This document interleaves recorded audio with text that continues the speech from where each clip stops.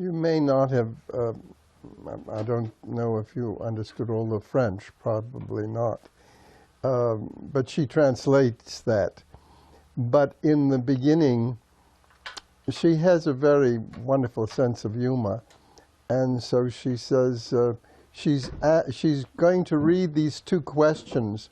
Not that they are very intelligent or bright or anything.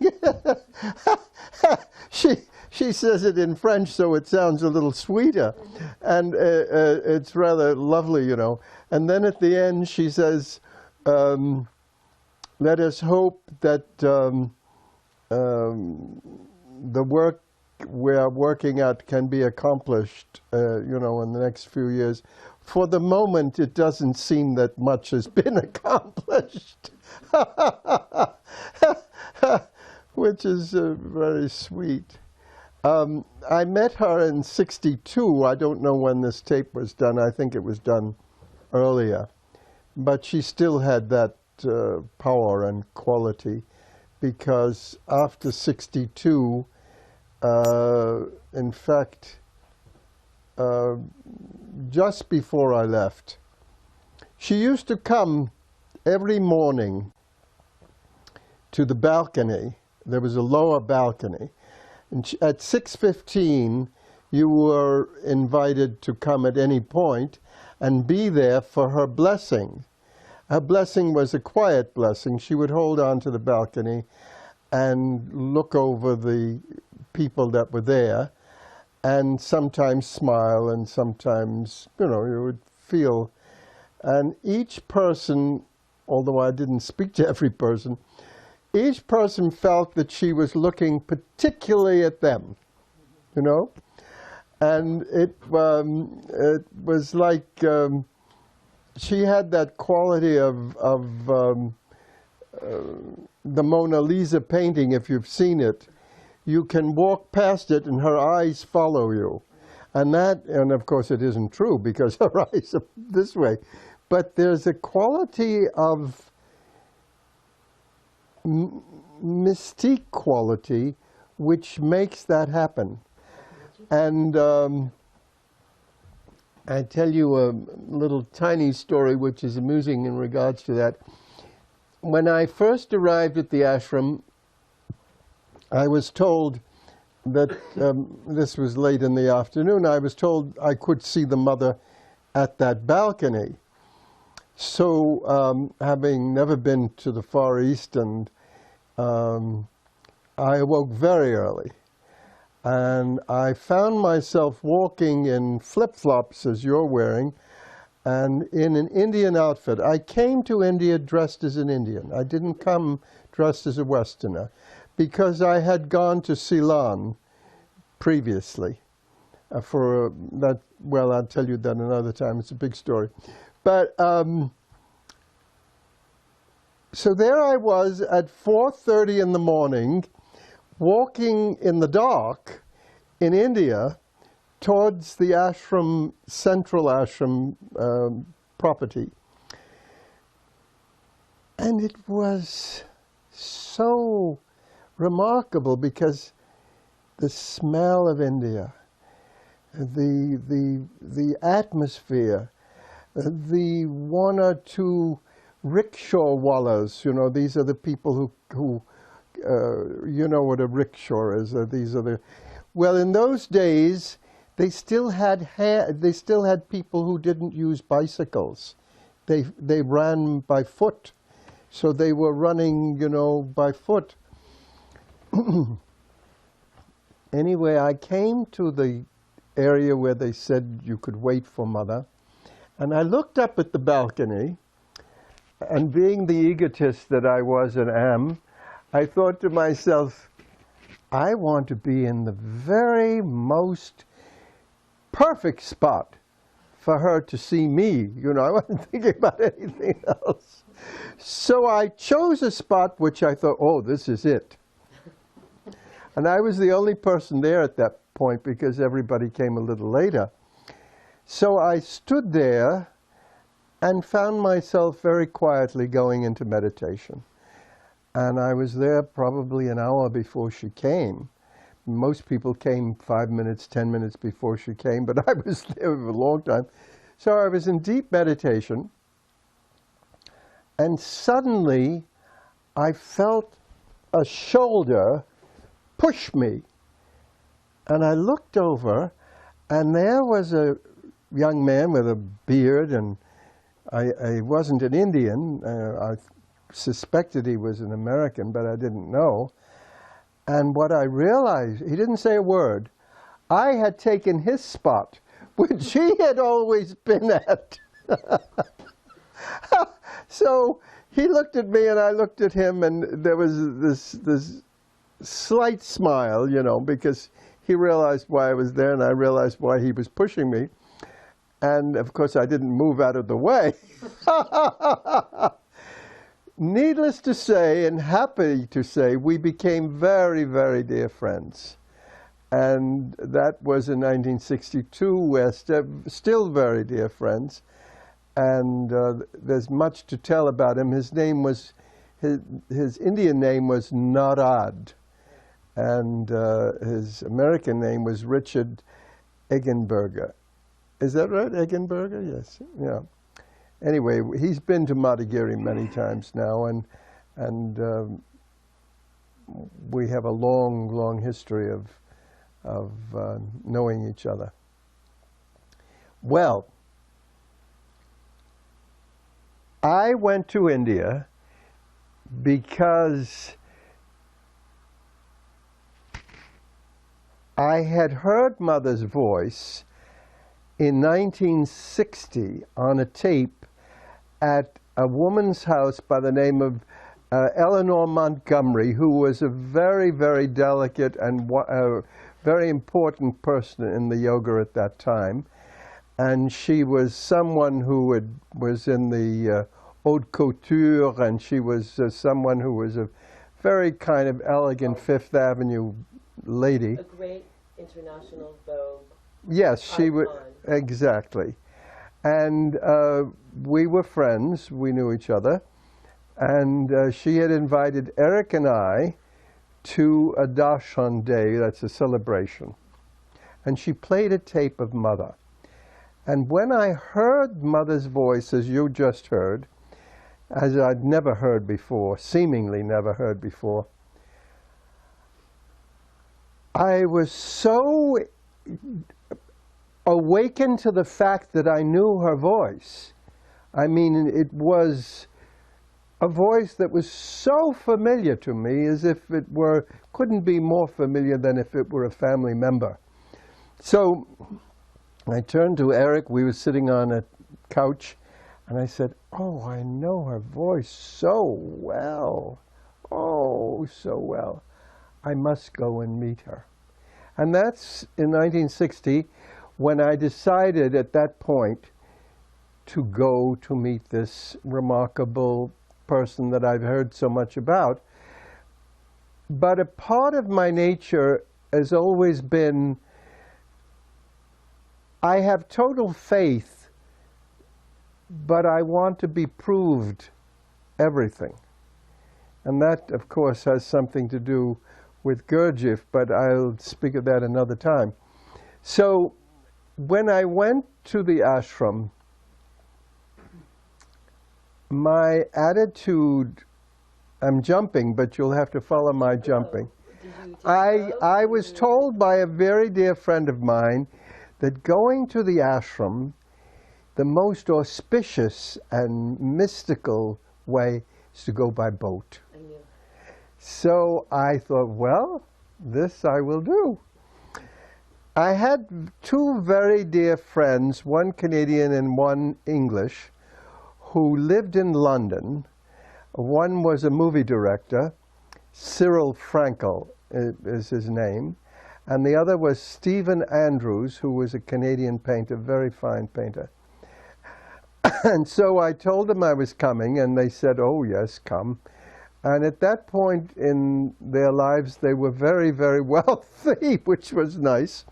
And they owned two gigantic townhouses, one right next to the other, in a very posh section of London. And so I was their guest. And when I arrived at their house, I said, "Where are you going to put me up?" Of course, there were hundreds of rooms all over the place. And they said, "Well, the Maharishi Mahesh just left this morning.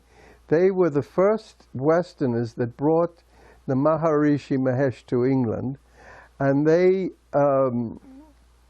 said, you'll have the room he had and the bed he had. We feel that's proper." And I said, "Oh, well, that's very nice." And this was right off of a garden in the back. And so the second day I was there, I called Cook's, you know, the famous travel agency, and I said, "Do you have a boat that I can take from London to India?"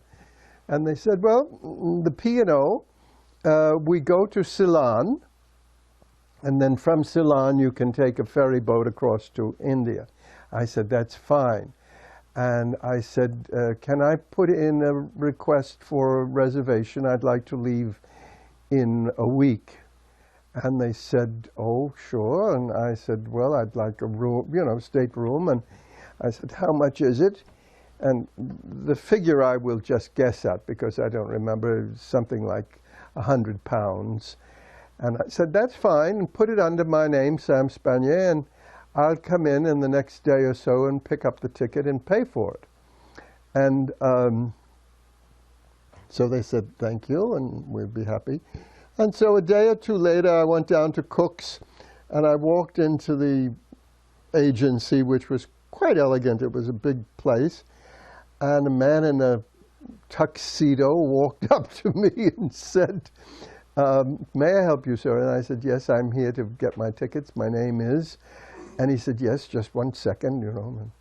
And then I saw another man in a tuxedo coming towards me, and he said, "Oh, Mr. Spanier," he said, "how nice of you to come, and we do have your ticket. But the young man who quoted the price to you was an absolutely new employee, and he made a terrible error. It's not £100, it's £300. Well, I looked at him and smiled, and I didn't say anything, fortunately, and he said, "But we at Cook's feel that since he had given you that price and you had accepted it, we will respect that." So I thought, isn't this remarkable? Because I didn't have that much money, and I realized that the doors were beginning to open. When you're going to do something that is right, everything always aids you. The divine wants you to do it, you know. So I thanked them very much, and I gave them the £100, and I took my ticket, and I went back to my friends and spent a very glorious week with them, because they knew everybody in London. You know, the one was a director and the other one was a painter. So I was shuttled all over the place and met millions of people, and it was very pleasant. And they were also seekers. Stephen, Stephen is the one, well, you don't know this, and I'll get back to him another time. Stephen is the person who introduced me to Gurdjieff in 1949 in Paris. And if you want to know that little story, I can put it in at the moment. Yes, I'll tell you. I'll tell you that. You know, but I mean, I can go back in this way. You can have to stop me if you want me to stop. Why don't we go? Let's finish the story of you going to India. Oh, okay. And then we'll take Stephen and... Oh, all right. Very good. I'm making notes. Well, I got on the... I had to go to Southampton. I got on the boat, and I wasn't on the boat for more than 20 minutes. I was sitting in the central... I suppose it was a central tea room or something. You know, the English are always having tea. It seems to be a fix-all. No matter what you need or what you want, they serve you tea. So I sat down in this room, and it was a circular room, And at the other side of the room, quite a distance away, was a plumpish, blonde, reddish hair, green, blue eyes woman who must have been in her 60s, which was at that point much older than I was. And I was having my tea. How old were you, Sam? That was 1962. I was 25. I was about 30-something. And this woman had such a presence, and she said, and I looked to my left, and I looked to my right, and there was nobody sitting there.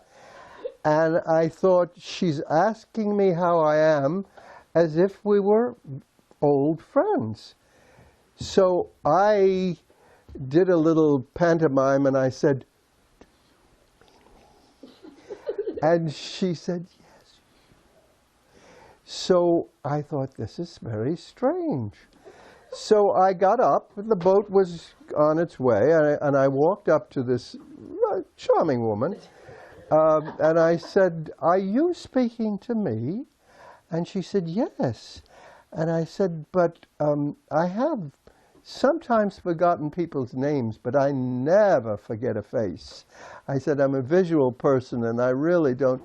And she said, well, we know each other very, very well, and I know you very well, but not from this life. So I thought, oh my God, it's already begun. Anyway, she was a mystic, and she was a psychic, and she claimed that she knew me from a previous life, and she was so happy to see me again. And mind you, we were going to be on this boat for 2 weeks. So we became very, very good friends. She was a charming woman, really a charming woman. And she told me all different kinds of things about my previous life, and she said I'd had many lifetimes, and I was a remarkable being, and she just carried on in most charming way. Anyway. Did she make a connection to you and the mother? No, but she knew that I would be involved in mystical work and search. And when she said, and where are you going this time? You know, as if we'd been doing this before. And I said, well, I'm going to meet a woman who is referred to as the mother, and she's a remarkable being, I've been told, and I really feel I must speak with her and meet with her. And she said, oh, I would love to join you. So I looked at her and I said, by all means, you come with me. I'll be very happy. She said, oh, my husband just died. I have to go back to Australia. There's all this things that have to be accomplished. And I said, well, I'll tell you where I am if you want to come, you know. Anyway, it didn't come about that she came, but there were many very interesting people on the ship. It was a time of English life where a lot of the people were going to Australia to immigrate. They were English people. Mm-hmm. And I met all kinds of interesting people. Was there anyone else on the boat who was going to Pondicherry to meet the mother? Or no, there wasn't. But there were, actually, I met one Indian man who said to me, oh, where are you going? And I said, well, I'm going to Ceylon, Colombo, and then to India. He said, skip Colombo. You go to India. Colombo is nothing. India is everything. Oh, my gosh. Anyway, I can tell you a little tiny bit about it. Well, it was a 2-week trip. I started off wearing a coat, and each day it got warmer and warmer because we were going, you know. And one of the remarkable experiences I had, one evening about 11:30, 12 o'clock, I decided to go up on the top deck. And it was a glorious night. It was, you know, the sky was kind of a royal deep blue almost. It wasn't fully black. And the stars were incredible. And I looked up and I saw a star that had a force field that I knew. It was one of these mystic. And I looked at the star and I left my body and I went to the star. I stood there in that, whatever it meant, and looked down from there and saw this speck of a spot on the speck of a boat. And I had consciousness in it, and I said, that is me down there. I mean, it was millions of miles, and suddenly I felt myself return and go back into this form.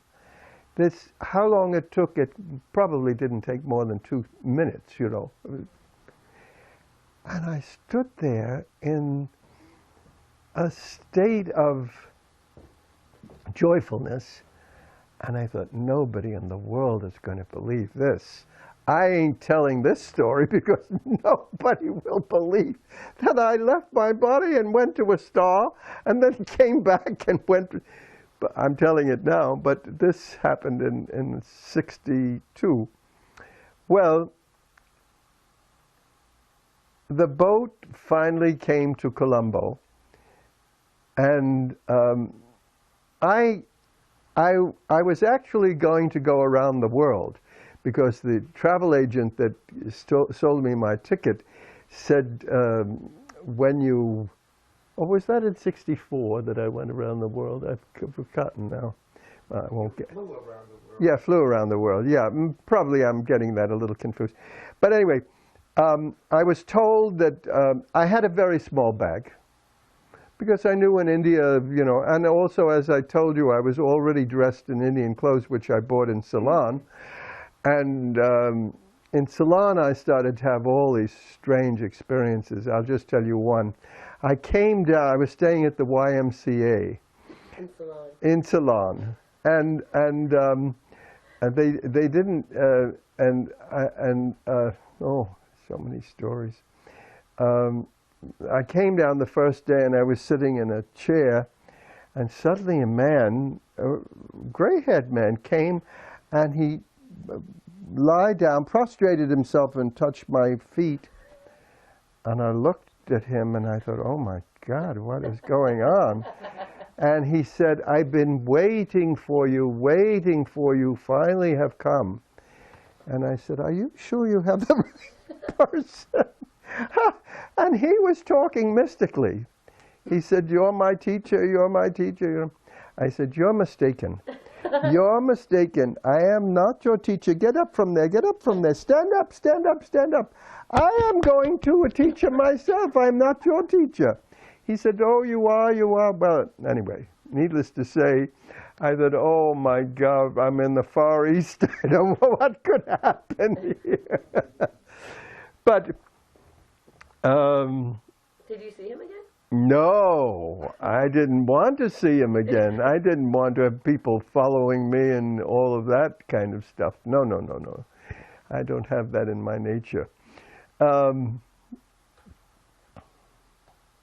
There's a lot of little stories which I'll skip. They're all to do with Ceylon and Colombo.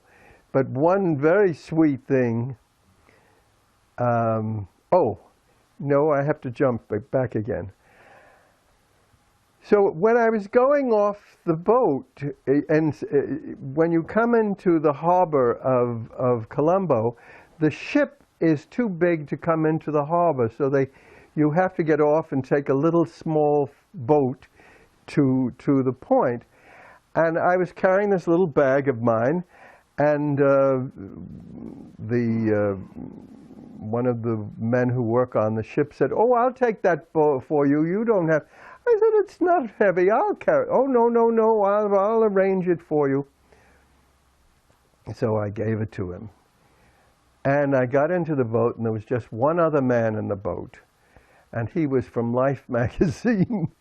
And we got to the pier, and I waited there for my little bag. 1 hour went by, no bag. 2 hours went by, no bag. And I was getting impatient, and it was hot. And the man said, "You've never been to the Far East, have you?" I said, "No, it's my first time." He said, "Everything that happens in the Far East has a meaning. If you learn that now from this little incident, it'll be a great lesson for you."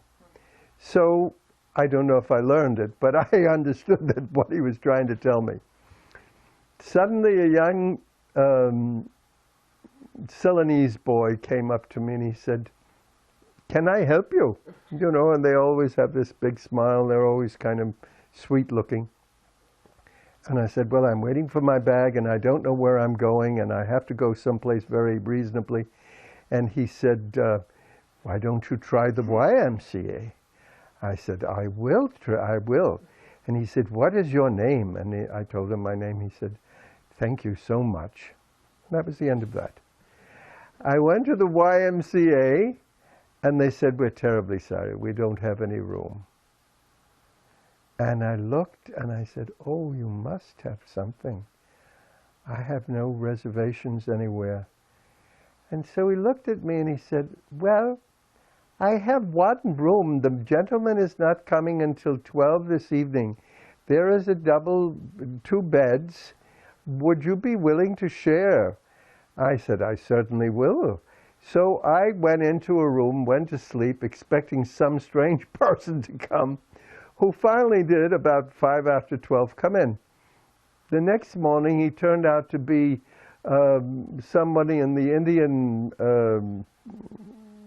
government who was having trouble with his wife, and he decided that I was supposed to solve all his problems, and he told me all of the problems.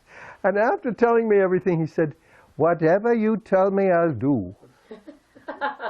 And I thought, I don't believe this. That, you know, into myself, I said, "Don't believe this." And so I told him something. I don't remember what I told him. Anyway, I'd skip now, and finally I'm leaving Colombo. I stayed a few days there. And I get to the train, because you have to take a train that takes you to a ferry boat, that the ferry boat takes you across to India. I'm standing at the train. Mind you, I'm dressed as an Indian, and I had black hair then, by the way, and I was fairly suntanned. I didn't look like an American typically, but I didn't look like an Indian either. I looked possibly a northern Indian. I could have, because I have a Semitic look to my face. And so an elderly man and woman came and they said, "Are you going to the ferry boat?" I said, "Yes, I am." "Will you be so kind? Please take care of our son." The son was 6'2". He was 19 years old. He could have picked me up and carried me. And "Please, you take," "Oh, we looked up and down and we found you and we know you're the right person. Please take care of us." And so I said, "All right." So anyway, I became the guardian for this little, I was going to say little boy, but it wasn't at all a little boy. So, Now, is this the route that the mother came when she first came on boat? Did she go oh, from I Ceylon have or- no idea. Yeah, I doubt it. I doubt it. And I'm just going to tell you one. She didn't go to Ceylon. She went to Madras. Madras. Yeah. Okay. Or maybe even directly to Pondicherry. Because it was a French. I thought she did go directly to Right, Pondy. she did. It's But- French to French. Right. He was coming from UK. Well, there are many, many stories, but I'll just tell you just the one thing. When I arrived on the soil of India, I felt an incredible heat vibration come into my whole body. I'm just, you know, and I was wearing open flip-flops, you know. And I knew that this land was very special and I could feel it. And I got on to the train. I didn't, as I say, make any reservations, so I was in third class with everyone else, and there were two little seating arrangements, and there was an old man who was a devotee of Krishna. His hair was all shaved, and he had white signs here, and oh, Shiva, I beg your pardon. And then there was a bundle of rags in the corner, and I got on into the compartment, and I sat opposite him, and I was seated cross-legged, and he looked at me, and he didn't know, again, you know, I was wearing Indian clothes, and I had this dark hair, and he said, "Where are you from?" And I said, "I'm from America." He said, "What is your religion?" And I thought to myself, to be very honest with him, you know, because I had been practicing yoga, and so I said, "I'm a Hindu." I wasn't trying to put him off. And he said, "Oh, you're a Hindu." He said, "Is your mother a Hindu?" I said, "No." "Is your father a Hindu?" I said, "No." "Mother and father aren't Hindu, but you are a Hindu." Ah, he went like that. With that, he took his elbow and pushed it into these rags. And out of what looked like a bunch of old rags came this little old wizened woman who was his wife. You would never know that anybody was there. It would just look like a bunch of rags. And he repeated that whole story again to her. Anyway, for whatever reason, he decided he was going to be my father and take care of me. He had a paternal. So I was very thirsty, and the train was waiting, and people were yelling food things up and down, and te, you know, and you know, millions of sounds going and coming. So I looked out the window, and I had been given a gift of a canteen, the kind that you see in the Second World War, you know, around one line. And they told me, don't buy anything but hot, because you could get disease. So I saw this little boy, and I said, "Do you serve tea?" He said, "Yeah, tea. I said, come. So he came on there, and I said, "Well, give me 2 cups of tea in this canteen." And he put the 2 cups in. And then I said, "How much?" And he said, "Oh, that will be 3 rupees. I said, "Well, I don't have 3 rupees. I have 5 rupees. And he said, "I don't have any change." Well, in those days, it was pennies, you know, the difference. So I said, "Keep it." So he was just about to leave, and the elder gentleman grabbed him by the wrist, and he said, "You will not do this to this gentleman. This is a gentleman. You have to give him change." With that, the train started to go. So I said, "Let him go. It doesn't matter. I don't care." He said, No, that will not happen here." So I said, "What will we do?" He said, "When we get to the next station, he will get off, he will get change, he will give it to you, and then we will put him on the train going back home again." And that's what he did. I mean, it may not seem like anything, but it was so amazing, because every little thing that happened was new to me, you know, and and there were so many of these little constant things. At which point that happened, and then he said to me, I want you to lie down." I said, "I can't lie down. These are seats for 5 or 6 people." No. "You lie down, otherwise you will have no place to sleep tonight." So I said, "I can't do it." So I didn't lie down. And of course, a few minutes at the next station, the whole train was filled up, and I couldn't lie down if I wanted to. And he looked at me as if to say, "You see, if you had lied down, you'd have the whole place to yourself." Anyway, many other things happened on that train. And finally, the train came into Pondy.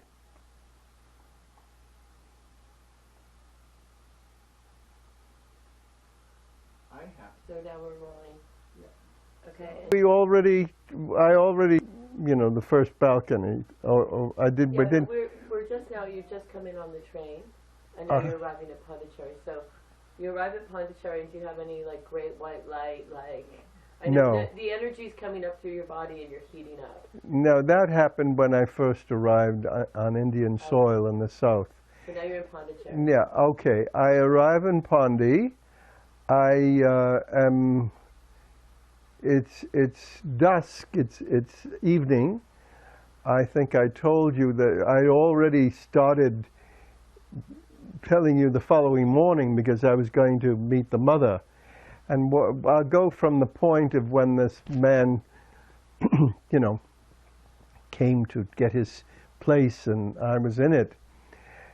And so he recognized what I was there for and he accepted that. And as I told you, we became good friends afterwards.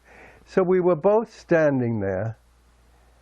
And in my mind was, is she really this remarkable being that everyone talks about? Because I'm not an unsophisticated person. And I know if someone says something often enough, you begin to believe that it has to be so. So, I mean, even if they talk about holy people or mystical people, you know, you just... So that was in my mind, and I thought, is she really going to be this remarkable being? And I had a number of other inward questions that I was asking. And that, well, I wanted to know whether she was a totally realized being. Did she know the answers to all the questions that anybody would ask? Is she a transformed being? Is her body already in a state of evolutionary process which is beyond where we are normally? And with all those questions, suddenly she appears. And she was the most remarkably beautiful looking figure. She was wearing a golden sari, which she had over her head like that. And it was a slight breeze and there was a little flap in the, you know, the end of it.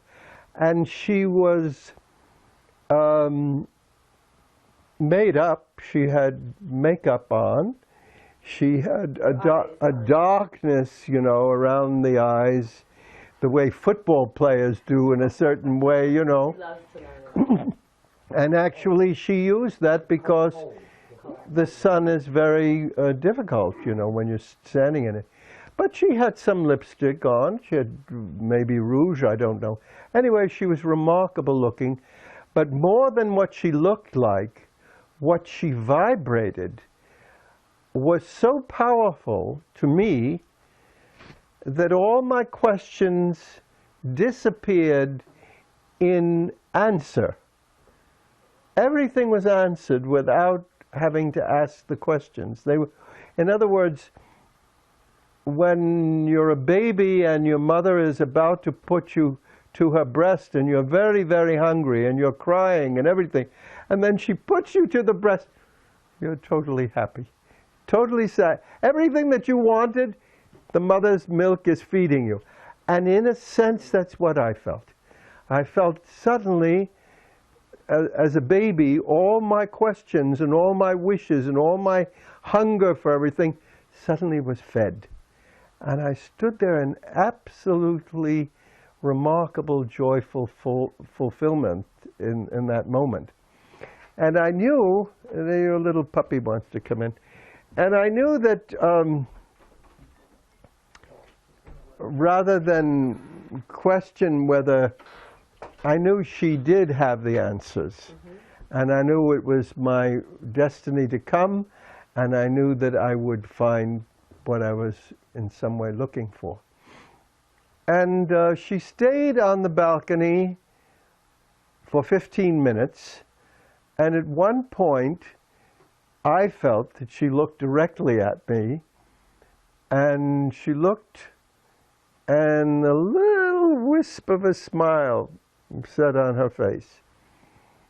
And that I went to every morning from then on, because every morning she came from 6:15 to 6:30. And I began to become acquainted with her through these darshan meetings. And then but something quite remarkable happened a day or so later. In those days, Mother used to give out what was called prosperity to everyone. She would give a little piece of soap, and she would give them a towel, and she would give them a flower. And so one of the mornings I came, and she was seated in the outside in a tall back chair, and she was dressed magnificently again, and her arms were on this kind of lion chair, which was very important to me because my mother had one of those chairs in our foyer in Brooklyn where I grew up. And that chair was just like the chair Mother was sitting in. So I thought, isn't this remarkable that even the chair is alike? So as I was walking in there, a man by the name of, what was his name? The one that came here once early on. No. No, the one whose eye... M.P. Pandit, who was a dedicated disciple and been there for many years. And he saw me. There were very few Westerners in those days, very few. So he saw me and he said, "Oh, good morning, and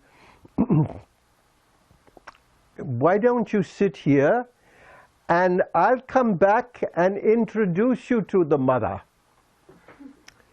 So I thought, oh my, that's, you know. So it was a group of people. There may have been 50 or 60 people sitting. Mother was in the front. And, you know, some of them were going up and, you know. And I sat there and sat there and sat there and sat there, and he didn't come.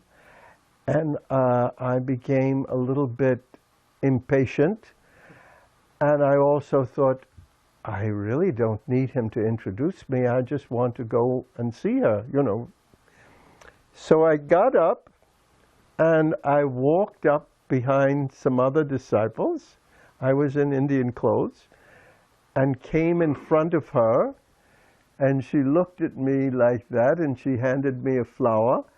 And then as I left, she went like this.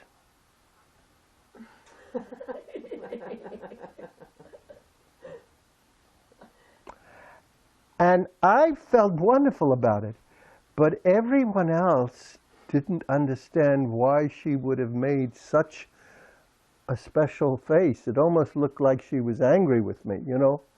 Okay. She had that look to her. There were times when she was in different states absolutely that would be confused with anger, whether it's a Kali state or a Maheshwari state. Exactly. But for myself, it was glorious, you know. I was so close to her, this close away, and she had handed me something.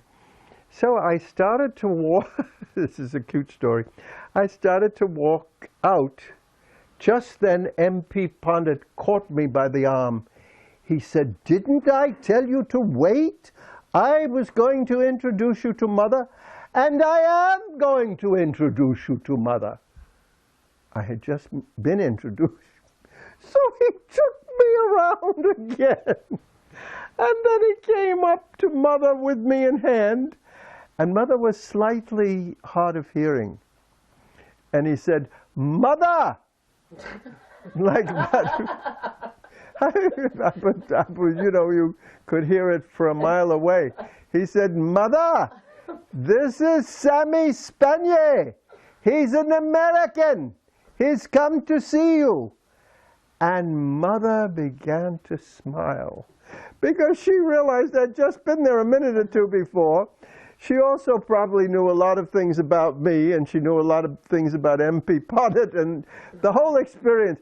And I think that if she had been alone, she would have really made a lot of noise in the laughter. But she just put out this enormous smile, and I bowed a little in front of her, and he took me around, and that was my first official meeting, so to speak, with Mother.